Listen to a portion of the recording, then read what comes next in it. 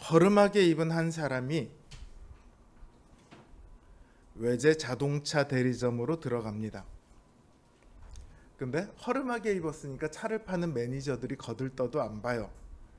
이 사람이 매니저에게 가서 저 외제차를 한번 타볼 수 있습니까? 그랬더니 이 매니저가 대충 이렇게 훑어보고는 신입을 불러갖고 야 네가 응대해. 그리고 자기는 좀 차려입은 사람을 응대하러 갑니다. 근데 그 허름하게 입은 사람이 외제차를 사요. 그것도 그 매장에서 제일 비싼 차를 삽니다. 그러자 그 매니저가 와서는 신입더러 비키라고 하고 제가 여기서부터 계속 해드리겠습니다 이렇게 얘기를 해요. 그 판매 수당을 자기가 챙기겠다는 거죠. 그랬더니 이 고객이 어떻게 하겠어요? 아니다, 나는 그 처음부터 나를 안내해줬던 그 신입에게 계약을 하겠다. 그리고는 점장을 불러서 사실을 쫙 얘기하면서 항의를 합니다. 드라마 같은 곳에서 많이 봤던 장면이죠. 예전에는 이런 게 별로 없었는데 요즘은 좀 여기저기서 많이 흔하게 나오는 것 같아요. 왜 이런 일이 발생을 했죠? 입은 옷을 보고 겉모습만 보고 판단했으니까요. 이 매니저만 그래서 그럴까요? 많은 사람들은 그 사람의 겉으로 보이는 모습을 보고 판단을 합니다. 어린 시절 자라나는 아이들에게 필독서, 저희 시대의 필독서라고 불리던 책이 두 권이 있었어요. 하나는 어린 왕자였고요. 또 하나는 뭐였을까요? 나이 라임 오렌지 나무라는 소설이었습니다. 거기 보면 이런 대사가 나와요. 어른들은 내 친구에 대해서 그 친구는 어디 사니? 얼마짜리 집에 살지? 그의 아버지의 직업은 뭐니? 그리고는 마침내 그 친구에 대해 다 알았다고 이야기를 합니다. 정작 그 애의 키는 얼마니? 그 애는 뭘 좋아하니? 이런 것에 대해서는 그 애에 대해서는 하나도 물어보지 않았는데 말이죠. 가장 신랄한 지적이 아닐까요? 사람들은 겉모습으로 판단할 뿐만 아니라요, 동시에 현재의 모습으로 판단을 합니다. 그 사람의 잠재력이나 그 사람의 살아왔던 과거의 서사나 그 사람이 가지고 있는 가능성 같은 것은 고려의 대상이 아닙니다. 단지 지금 그 사람의 현재가 어떤가가 중요합니다. 그 사람이 임대 아파트를 살면 임대 아파트만큼의 가치가 있다고 생각을 해요. 그 사람이 편의점에서 아르바이트를 하면 딱 그만큼의 가치가 있다고 생각을 합니다. 요즘 갑질이라는 말이 많이 나오죠. 내가 현재 그 사람보다 더 우위에 있다고 생각하니까 갑질을 하게 돼요. 나는 연봉이 얼마고 어떤 차를 끌고 다니고 집도 있고 좋은 직장도 있고 적어도 내가 너보다는 더 존중받을 만한 사람이지. 그러면서 타인에 대해서는 너는 겨우 편의점 알바잖아? 너는 겨우 식당 알바잖아? 너는 나보다 돈도 못 벌잖아? 너는 나보다 미래도 없잖아? 이런 식으로 비하를 합니다. 거기서 갑질이 나오는 거죠.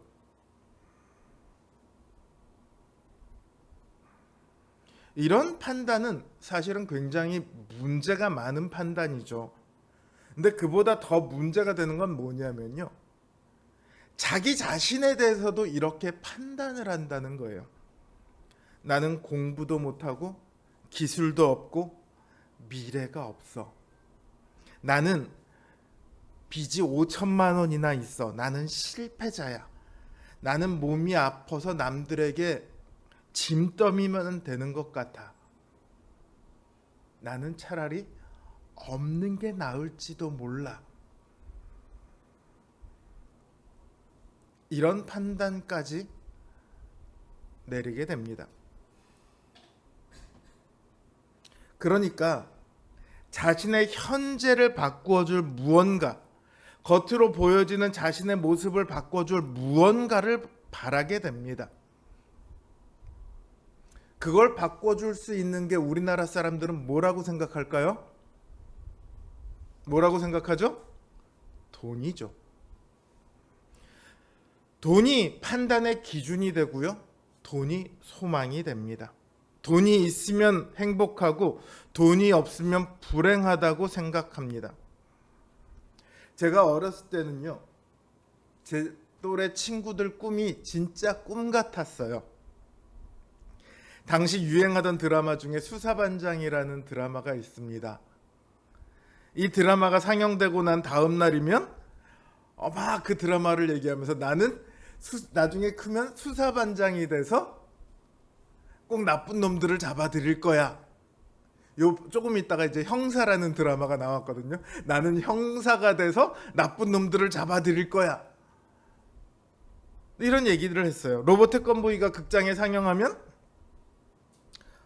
과학자가 돼서 나는 로봇을 만들 거야. 이런 친구들이 나왔고요. 나는 의사가 돼서 아픈 사람들을 고쳐줄 거야.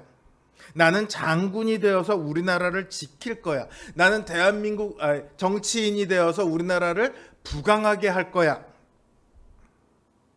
매번 꿈은 바뀌지만요, 드라마를 보면 드라마에 맞는 꿈, 태권브이를 보면 태권브이 로봇 거기에 맞는 꿈. 앞에서 했던 얘기가 서로 다른 애들 얘기가 아니라 한 사람이 계속 바뀌어가는 꿈이에요. 꿈은 계속 바뀌지만 목적이 있어요, 꿈이. 근데 지금 아이들의 꿈은요, 돈벌이를 위한 수단입니다. 한때 유튜버가 아이들의 꿈의 1순위였어요. 왜냐하면 유튜버가 돈을 많이 벌었거든요. 뭐 몇십억을 벌었네, 몇백억을 벌었네, 이런 얘기가 막 나오거든요. 최근에는 그렇게 안 해요. 유튜버가 꿈이 아니래요. 왜냐하면 거기도 이미 진입 장벽이 너무 높아서 일반인들은 들어가서 성공하기가 너무 어려워졌거든요. 그러니까 유튜버라는 꿈을 접었어요.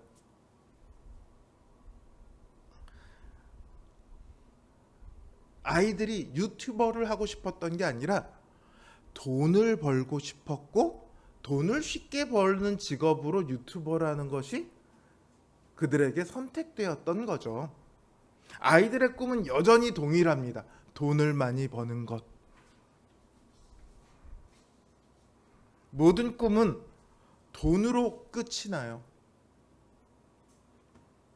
문제는 신자들도 똑같다니까요. 신자들도 똑같이 자신의 현재와 겉모습을 바꿔줄 무언가를 바랍니다.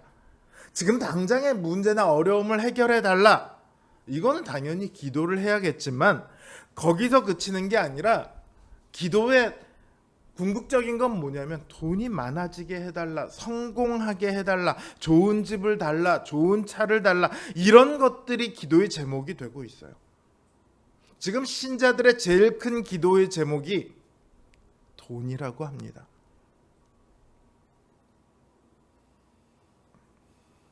그러나 하나님께서 우리에게 주시길 원하시는 것은 달라요. 하나님께서 우리에게 주신 약속은 그런 게 아니거든요.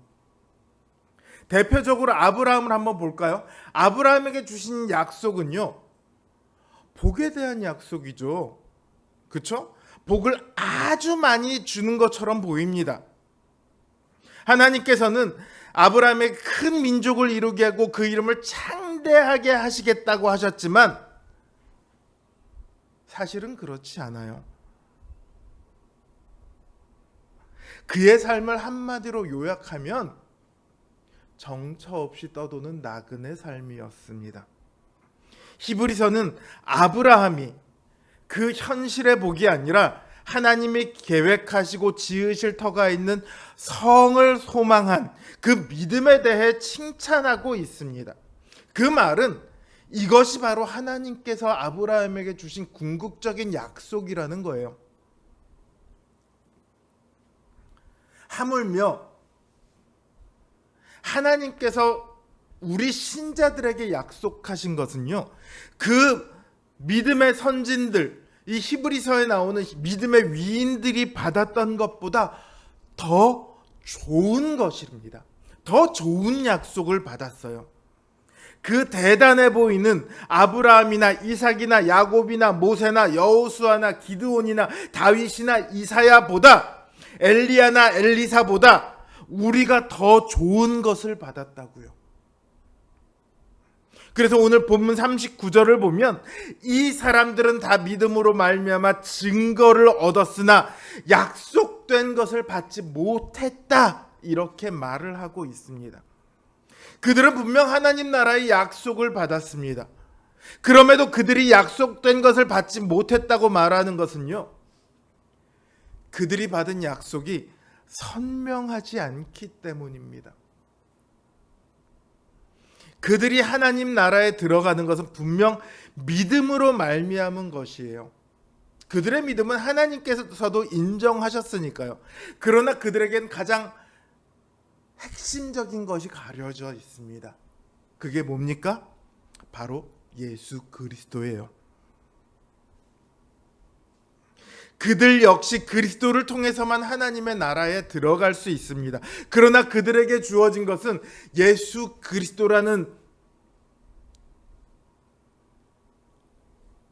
하나님의 그 아들이신 그분의 실체가 아니라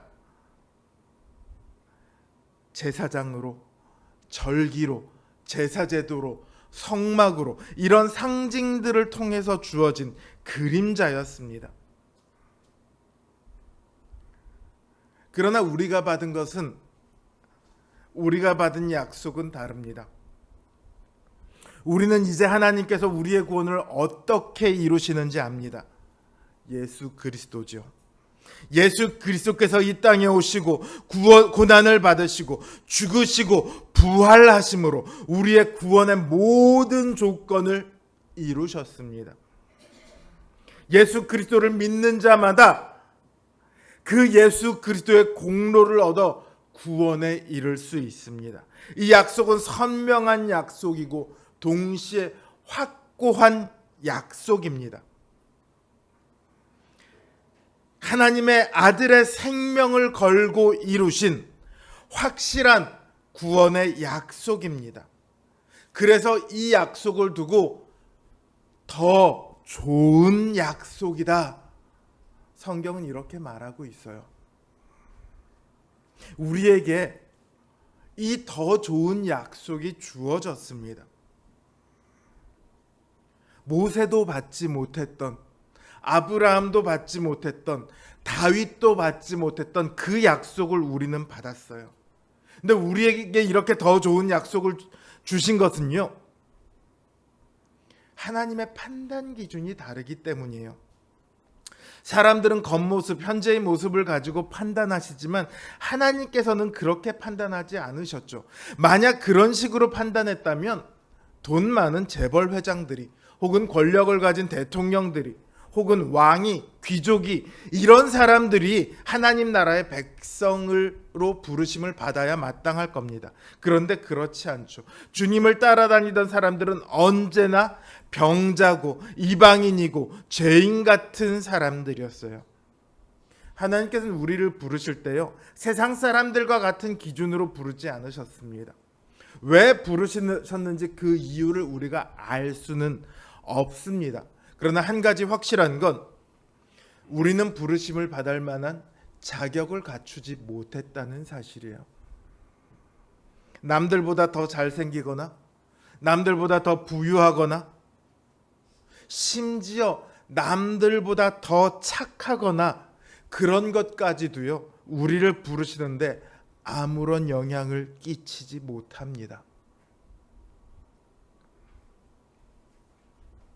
하나님은 우리가 더 착할 것 같아서 우리를 선택하지 않으셨습니다. 우리가 더 잘 믿을 것 같아서 우리를 선택하지 않으셨어요. 그렇기 때문에 지금 우리의 현재의 모습이 어떠하건, 겉으로 보여주는 우리의 모습이 어떠하건 그건 아무런 상관이 없습니다. 비록 우리의 모습이 하나님 앞에 부끄러운 일 투성이라 할지라도 그것도 상관이 없습니다.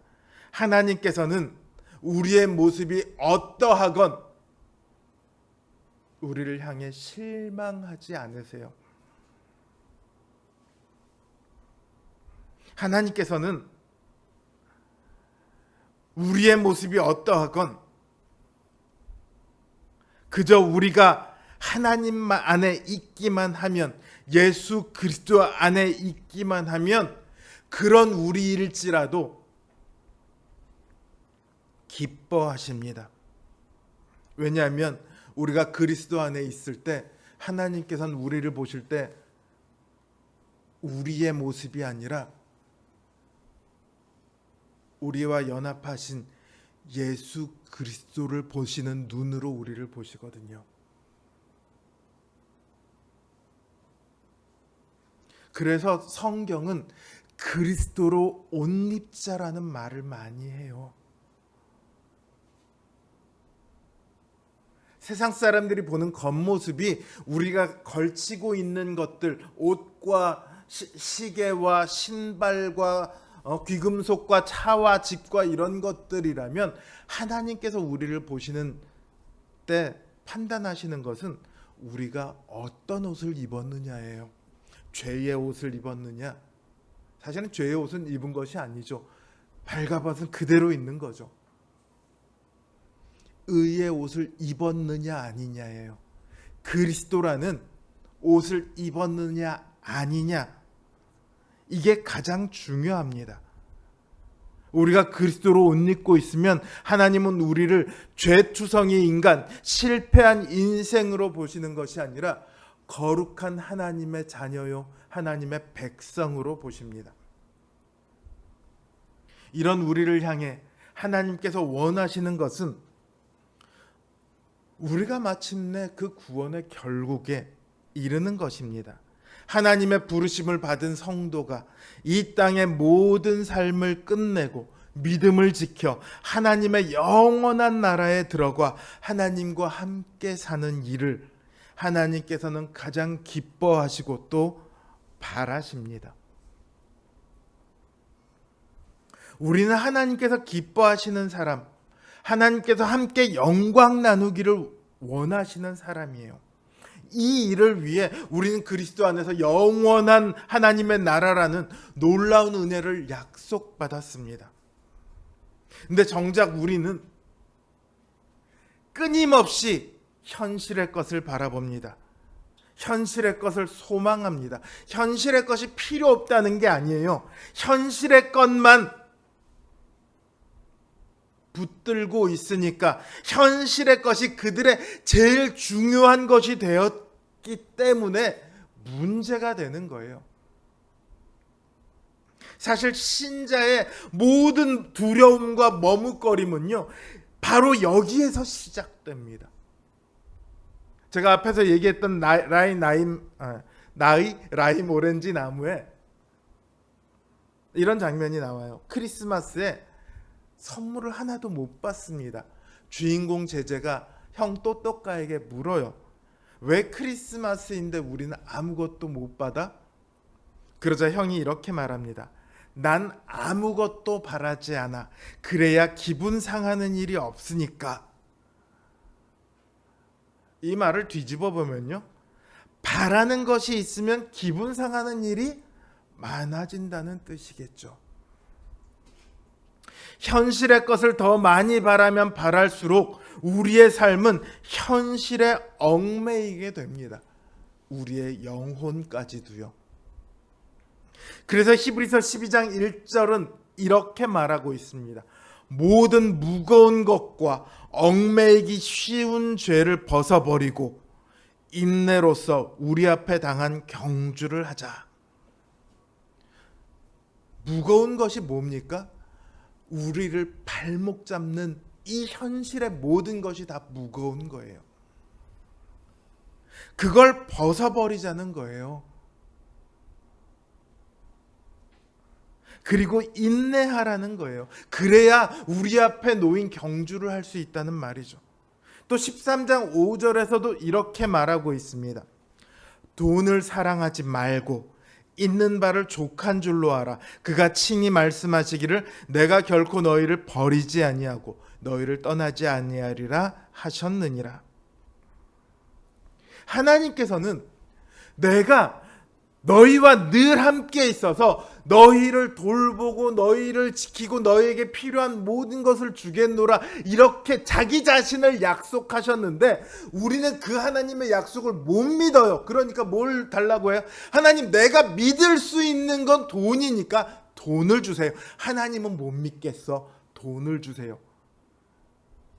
이렇게 말하는 거라고요.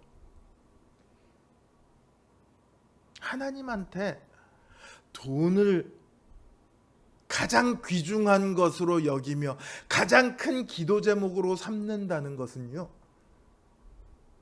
하나님을 버리는 거예요. 하나님을 안 믿겠다는 거예요. 하나님, 나는 하나님도 믿지만요, 사실은 돈을 더 믿어요.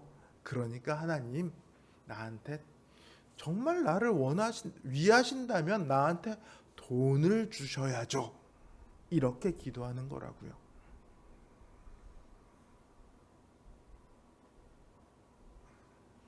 우리가 받기로 약속된 것이 무엇인지, 그 약속이 우리 삶에 어떤 영향을 끼칠 수 있는지, 그리고 그 약속이 얼마나 가치 있는 것인지 하나도 모르기 때문에 그렇게 되는 거죠. 만약 우리가 지금 우리가 받은 이 언약을 가진 채로 아브라함과 같이 산다고 생각을 해보세요. 아브라함이 우리를 보면 뭐라고 얘기할까요? 야, 너 그거 어떻게 받았냐? 야곱 같으면 이렇게 얘기할 거예요. 야, 나한테 있는 거 다 줄 테니까 그거 놔줘. 그거 나한테 팔아. 내가 살게. 내 평생 버는 돈 너한테 다 줄게. 그거 나한테 팔아. 야곱 같으면 그렇게 할 거예요.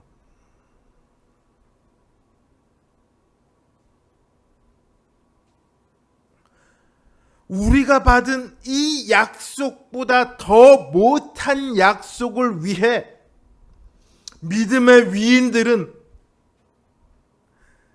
자신의 생명을 걸었고 수없는 고난 속으로 자신을 던졌습니다.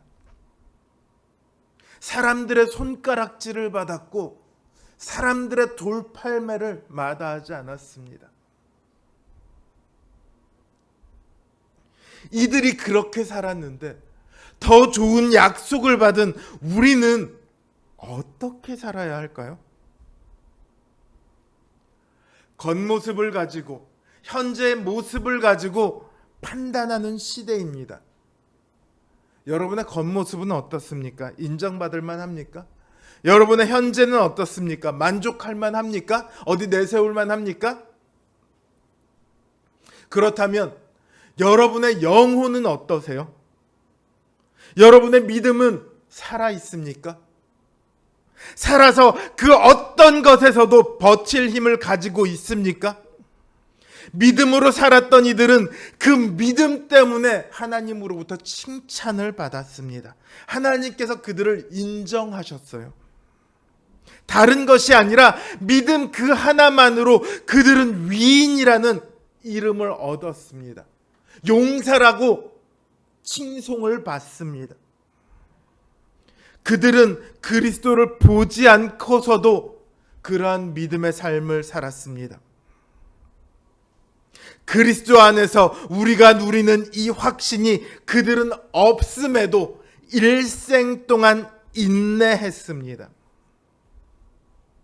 그림자 속에서도 그렇게 믿음을 지킨 이들이 있다면 선명한 실체를 확인한 우리는 그들보다 더 굳건한 믿음을 가지는 것이 맞지 않을까요? 만약 우리가 인내하고 믿음을 지키지 않는다면 그들 앞에 우리는 어떠한 변명의 여지도 없을 겁니다. 하나님 약속이요, 알긴 아는데 지키기가 너무 어려운 것 같아요. 그거 내가 꼭 지켜야 할지, 그게 지킬 만한 가치가 있는지 잘 모를 것 같아요 라는 변명은 그들 앞에서 여지없이 박살나고 말죠. 사랑하는 성도 여러분, 그리스도께로 나아갑시다. 그곳이 우리에게 주어진 가장 귀한 약속의 자리입니다. 예수님의 십자가가 있는 곳, 그분이 죽으신 자리, 그곳이 우리가 죽어야 할 자리 곳이고, 약속이 보상된 약속이 주어지는 자리입니다. 신자는 그곳을 향해 가야 합니다. 어떠한 고난이 있어도, 아니 고난이 있을 것을 뻔히 알면서도 그곳으로 가야 합니다. 그곳이 우리가 마침내 꽃 피게 되는 곳입니다. 우리의 믿음이 결실을 맺게 되는 곳입니다. 신자의 모든 시간은 그곳을 향해 가는 시간이고, 그곳에 어울리는 사람으로 변해가는 시간입니다. 우리 사랑하는 성도님들의 삶이 십자가를 향하는 삶이 되기를 원합니다. 고난을 피해가지 않는 삶이 되기를 원합니다. 그래서 마침내 가장 기뻐하시는 그 일을 이루는 인생이 되시기를 바라고 또 바랍니다. 그게 제가 여러분들에게 바라는 유일한 것이고, 제가 이 자리에 서 있는 단 하나의 이유입니다. 부디 믿음을 끝까지 지켜 그 믿음의 위인들과 한 자리에 서서 함께 기뻐하는, 또 다른 믿음의 위인으로 서는 우리 성도님들 되시길 주님의 이름으로 기원합니다.